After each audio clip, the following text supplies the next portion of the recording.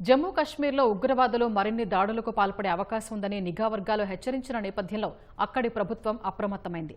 ముందస్తు చర్యల్లో భాగంగా పలు పర్యాటక ప్రాంతాల్ని మూసివేసింది. సున్నితమైన పర్యాటక ప్రదేశాల్ని గుర్తించి అక్కడ భద్రతా దళాలు, స్థానిక పోలీసులు ప్రత్యేక బృందాల్ని మోహరించాయి. జమ్మూ కశ్మీర్లో మరిన్ని ఉగ్రదాడులు జరిగే అవకాశం ఉందని నిఘా వర్గాలు హెచ్చరించిన నేపథ్యంలో అక్కడి ప్రభుత్వం అప్రమత్తమైంది. ముందస్తు జాగ్రత్తగా దాదాపు 50 పర్యాటక కేంద్రాలను మూసివేస్తున్నట్లు ప్రకటించింది. జమ్మూ కశ్మీర్ వ్యాప్తంగా మొత్తం ఉన్న 87 పర్యాటక కేంద్రాల్లో సున్నితమైన ప్రాంతాలుగా గుర్తించిన 48 టూరిస్టు కేంద్రాలను మూసివేస్తున్నట్లు అధికారులు వెల్లడించారు. దూద్ పత్రి, కోకిర్నాగ్, దక్సం, సింథాన్టాప్, బంగస్ వ్యాలీ సహా పలు సున్నితమైన పర్యాటక ప్రదేశాలను మూసివేసినట్లు చెప్పారు. ఈ ప్రదేశాల్లో భద్రతా దళాలు, స్థానిక పోలీసులు ప్రత్యేక బృందాలను మోహరించాయి.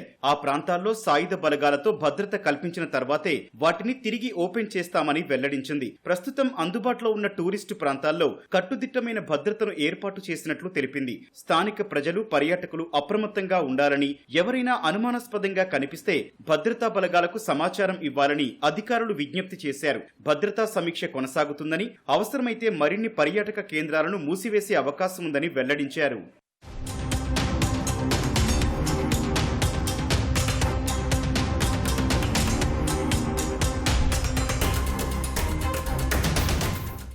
పహల్గాంలో ఉగ్రదాడి తర్వాత అప్రమత్తమైన భద్రతా బలగాలు ముష్కరులను పట్టుకునేందుకు గాలింపు చర్యలు ముమ్మరం చేశాయి. పహల్గాం దాడి తర్వాత కశ్మీరీ లోయలో స్లీపర్ సెల్స్ యాక్టివేట్ అయినట్లు నిఘా వర్గాలు తెలిపాయి. పహల్గాం ఉగ్రదాడి తర్వాత జమ్మూ కశ్మీర్లో ఉన్న ఉగ్రవాదుల ఇళ్లను సైన్యం పేల్చేస్తుండటంతో దానికి ప్రతీకారంగా వారు పెద్ద ఎత్తున దాడులకు ప్రణాళికలు రచిస్తున్నట్లు తమకు సమాచారం అందిందని నిఘా వర్గాలు పేర్కొన్నాయి. ఈ నేపథ్యంలో కశ్మీర్లో మరిన్ని ఉగ్రదాడులు జరిగే అవకాశం ఉందని నిఘా వర్గాలు హెచ్చరించాయి.